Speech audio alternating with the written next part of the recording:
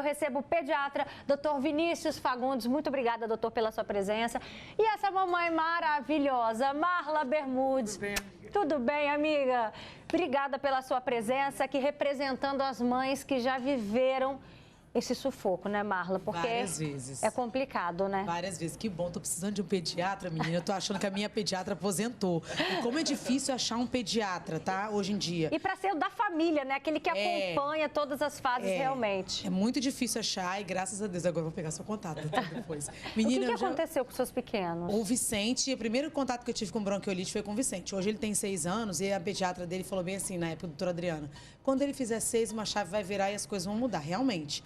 Quando ela falou quando virar 7, mas já está começando a mudar. Ele não adoece mais com tanta frequência, ele não pega mais com tanta frequência, ele vai para a escola, não fica gripado, muito de vez em quando.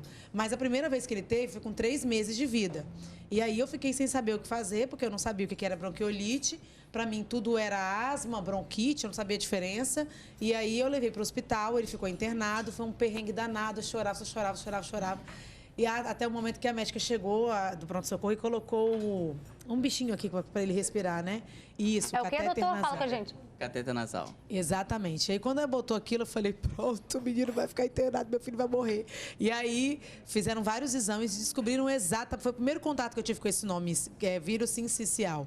Aí ela me explicou que ele tinha que ficar ali tomando remédio durante 7 dias, que ele ia melhorar, que aquilo era para ajudar ele a respirar. E ele passou dessa crise. Essa foi só a primeira, né, amiga? Porque ele teve várias ao longo dos 4 anos. Ele tem, o Vicente, que é o mais velho, tem problema com otite, com todas as ites. Então, quando esse tempo muda, eu detestava o verão, eu amava o inverno. Depois que eu virei mãe, eu detesto o inverno e amo o verão. Porque quando fica nessa troca de tempo, chove e tal, eles começam a pegar isso. E quando você leva no pronto-socorro, é pior ainda. Aí eu pensei, passei dessa fase e aí engravidei de novo, né, amiga? E aí o Rafael, há menos de 2 meses, estava internado justamente por conta de bronquiolite também.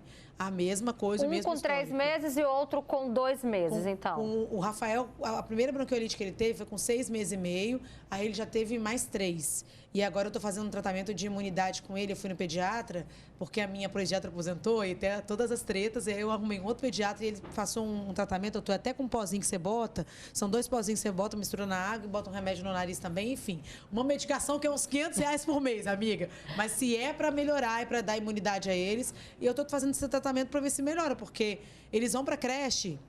O menorzinho, então, ele fica 1 semana indo para a creche.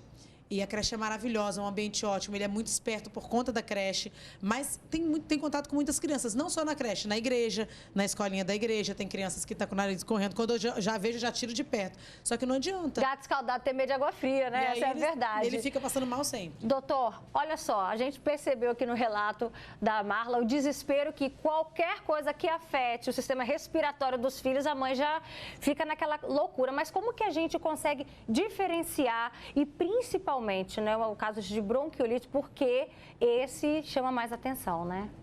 O que acontece? Primeiro é a definição da bronquiolite. A gente tem um pouco de dificuldade de entender a diferença. Bronquiolite, bronquite, asma. A bronquiolite, na literatura, é o primeiro episódio de sibilância da criança menor de 2 anos. Então, chiou a primeira vez, é bronquiolite. Por quê? Essa definição é importante. Porque o mecanismo da doença muda para os demais.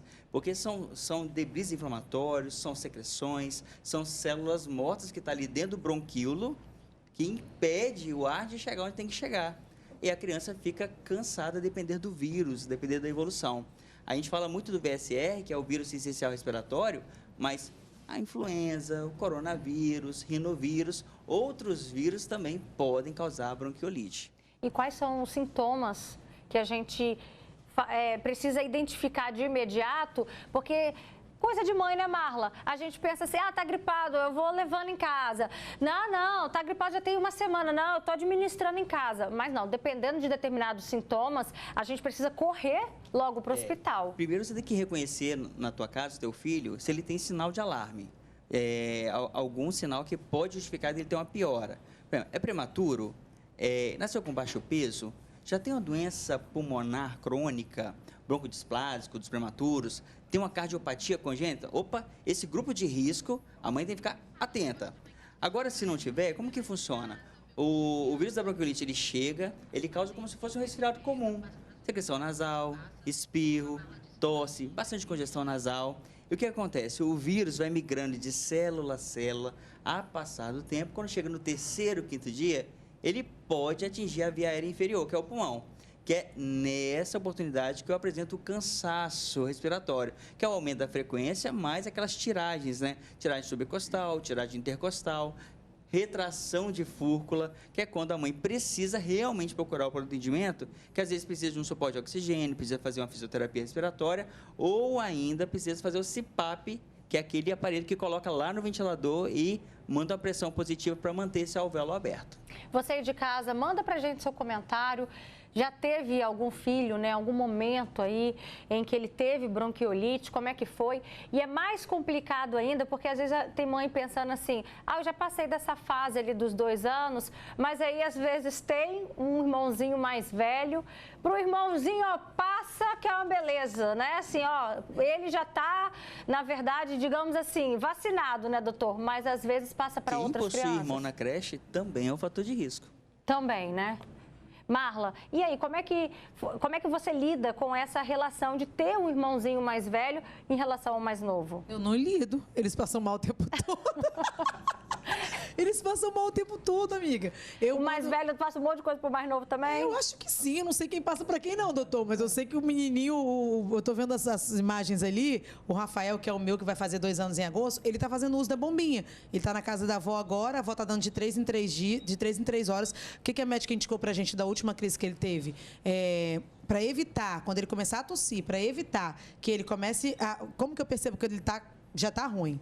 Quando isso daqui dele começa a afundar, ele começa a respirar e isso daqui vai lá para dentro, e eu levanto a blusinha dele embaixo, ele respira por aqui, pela barriguinha, né? A barriguinha sobe. Quando começa a afundar aqui embaixo do peitinho, eu falei, já tá pegando. Aí eu vou pro hospital com ele. Mas aí eu aprendi que eu tenho que evitar chegar nesse ponto.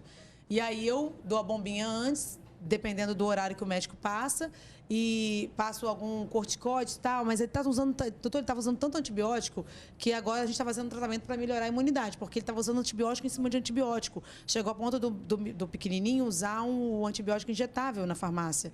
A médica passou para ele evitar ficar internado, porque ele estava muito agitado no hospital.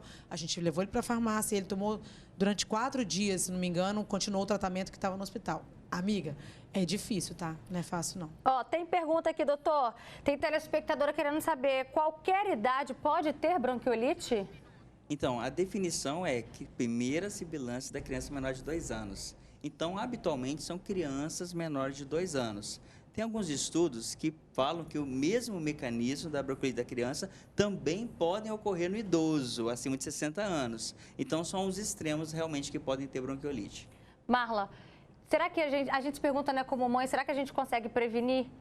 Você também tem essas questões, assim, eu lembro quando eu tenho um de 4 anos, né, o Rico, eu ficava, botando meinha no pé, eu ficava botando gorro, o menino ficava todo cobertozinho. Será, a gente se pergunta se tudo isso resolve, você também tem essas questões? Eu faço isso, minha mãe, as avós, a avó do Rafael, a Leide e a minha mãe também, elas fazem muito isso, bota meia, não anda, quando vê eu com o menino sem camisa, bota a camisa do menino, Marlon, para eu botar, porque o vento que bate no peito pode dar uma gripe, e eu tô em busca desse tratamento para ganhar imunidade. E aí uma pergunta até que eu fiz ao doutor, vou fazer ao doutor agora, quando eu era mais nova, eu tinha as mesmas crises, quando eu tinha essa idade. O pai de um dos nenéns também, a mesma crise. E aí, a minha mãe me levou Gente, como que é o nome daquele tratamento que toma as balinhas, doutor?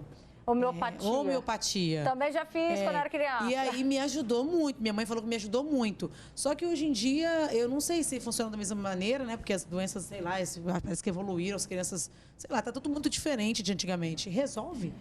Então, os estudos são muito limitados, né? Então a gente tem que ver qual tipo de homeopatia que faz ali na hora. O que eu falo com meus pacientes é o seguinte: você não está fazendo um processo de prevenção? Sim. É isso, a gente está na sazonalidade dessas doenças. Então, a criança que tem sibilância recorrente, como seu filho, eu tenho que fazer corticóide no alatório. Que é a bombinha. Que é a bombinha que faz de 12 em 12 horas. E não... não é o Aerolin. Isso, é não o Clenil. É o Clenil. Sim, eu faço o Clenil nele também. Isso por quê? Porque você fazendo o Clenil, você vai colocando ali o beclometasona, que é um corticoide, de depósito dentro do pulmão, de pouco em pouco, para aquele pulmão falar assim, olha... Vírus, cheguei aqui, pulmão, não fique irritado por qualquer coisa não, calma aí, vamos devagar. Então ele consegue controlar.